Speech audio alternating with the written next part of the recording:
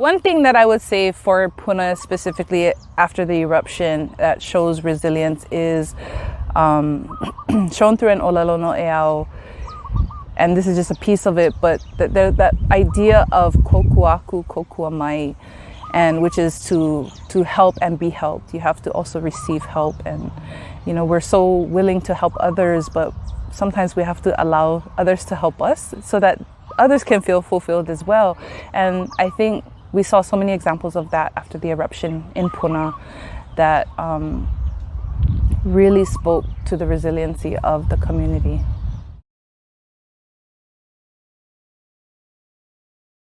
One of the amazing things that I witnessed from the eruption and afterwards is seeing the community come together, not waiting for anyone else to come in and help them. They organize, the community organized themselves. You've seen donation drives. You've seen people who might never have spoken, but they're going in there helping each other move their belongings out, providing shelter for people. Just so many things happened after the eruption that it was very inspiring for me personally to see that so many people cared about each other, whereas before they might not have known their neighbors or their community members.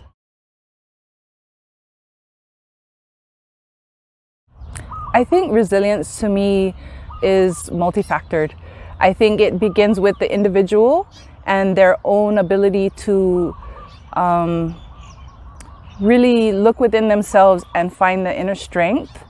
And then when they do that, it helps support their family, it helps support their inner circle of friends, it helps support their neighbors, and then by extension, the whole community, and then as it goes out, the whole island. So having that strength and finding that strength within ourselves is one of the main things, and it can only go to help further.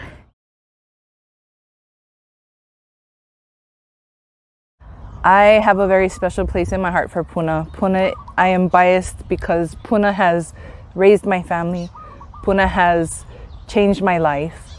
Puna has been that place for me that has connected me to my kupuna more so than any other place.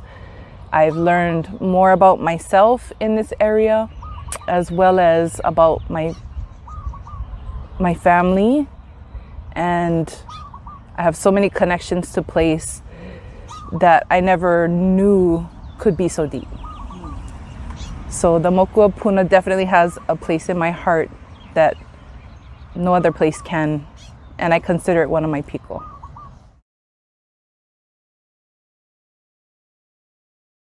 Some of the reasons that Poholki is so important to the community is because it is that center.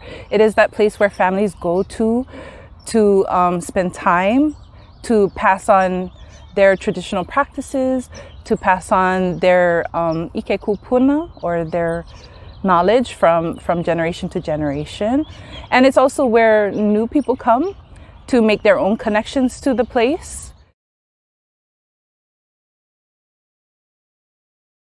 An area of resilience to me when I think of ways that our community is strong is through Hawaiian language and culture, and Puna has such a rich, deep history of that, as do many other places, but I'm a little biased for Puna. And something that I've had the pleasure of recently contributing to was the Hawaii History Day Fair, and how that became something special to me is because this year they didn't have enough judges for the Olelo Hawaii portion, and that's exciting for me because that means there are more students, there are more children, and entering these contests through Hawaiian language.